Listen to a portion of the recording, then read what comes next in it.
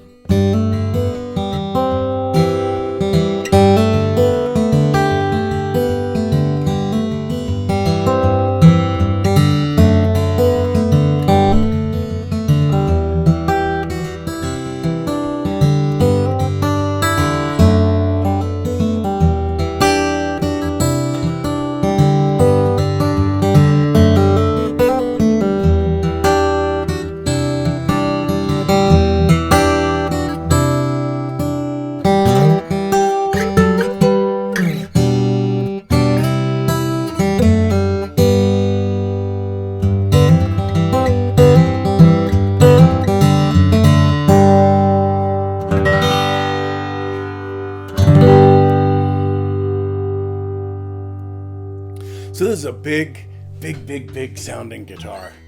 The majority of the guitars I build are either 14-inch Arams or 15-inch Nautiluses. Nautili.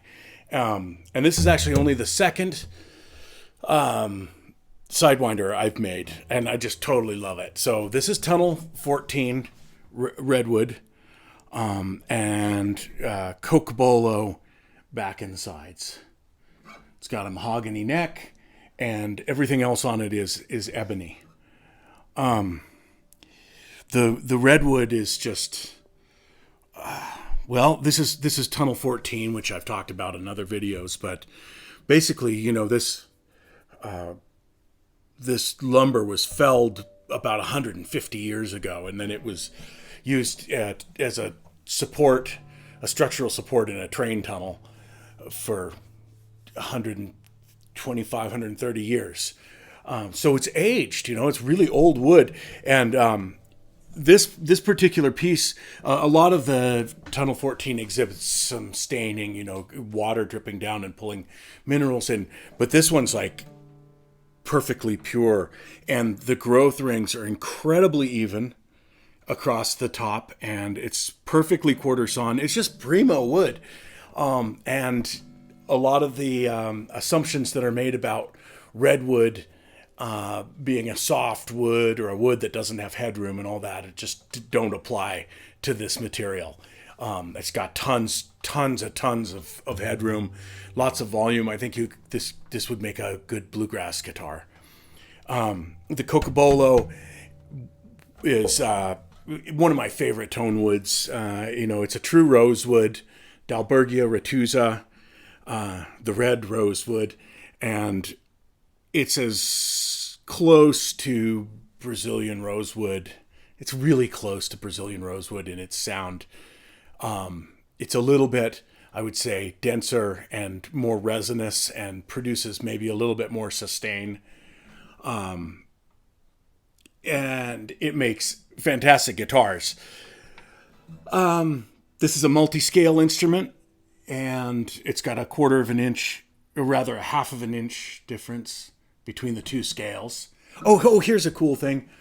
The little diamonds, which I put on my instruments, sort of, as I've gotten more and more obsessed with simplicity in decoration, I've been reduced down to just these two diamonds, sometimes only one and sometimes none. But this one, I divided, let me see if I can hold this up.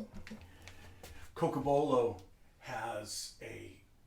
often has a very distinct separation between the heartwood, which is the darker part of the tree, and the sapwood, which is the more vascular external part of the tree. And in this case, it's like almost white and dark red. So I divided those little pieces of wood and just inlaid them into the diamonds so that it almost looks like two pieces of wood, but it's one. That just happens to be along the joint. This has an arm bevel, an elevated fingerboard, the offset sound hole, which of course is such a huge part of the enveloping quality of playing this instrument, is that the sound port, the sound hole, is right here in your face as you're playing. Not only that, but it drops down a little bit into the side of the instrument so that you actually, just by the natural way you hold the instrument, it is projecting into your face. That alone is a cool thing, but accompanied with the bracing pattern that I use on these, which is not an X brace, it's a radial brace pattern. So basically, if you imagine the hub of a wheel being the center, here there's a bridge patch underneath the bridge for reinforcement, and then this is an oversimplification, but the braces go out like spokes of a wheel, and this makes the top work as a diaphragm. It really makes it work in its monopole mode the best. So it's like a big pump, and there's none of the constrictions or loss of material that you get with having a sound hole right in the middle and an X brace. So you get like this incredible, the bass is so commanding on this instrument, and then, but it's not like some booming out of control thing. It's pretty.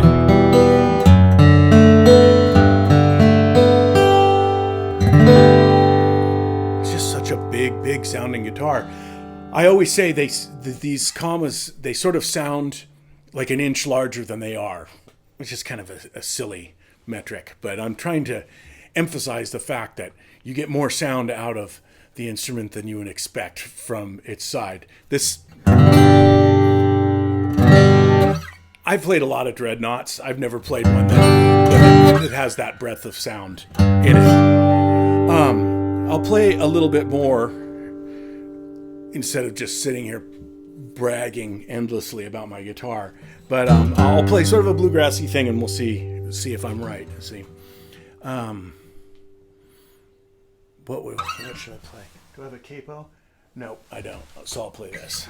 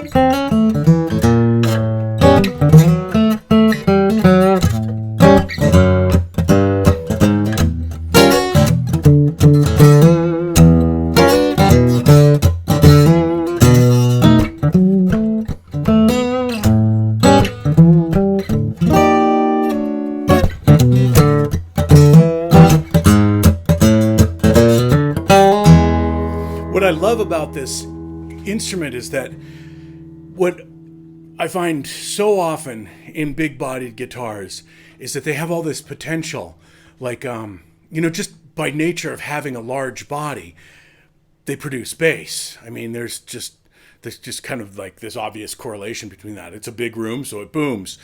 But a lot of times it's like, hello, it's like it's all inside there, it isn't free to come out. And this guitar is so open. The sound is right on the top, very, very responsive, and the top end is not at all plinky. It has this.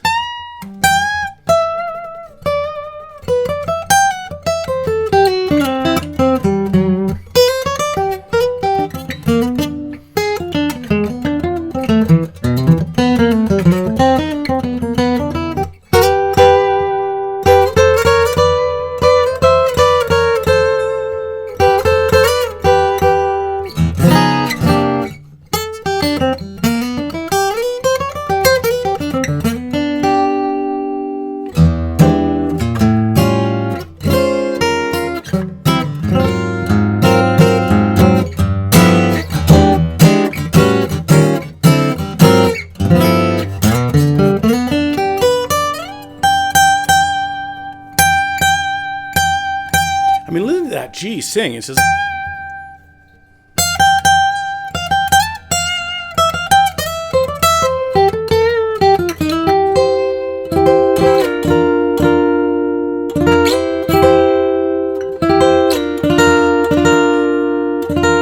And I think that's there are a number of contributing factors, but part of it is having a short scale. The multi-scale, so you get the short scale on the top, which lends itself towards that sweetness and fatness.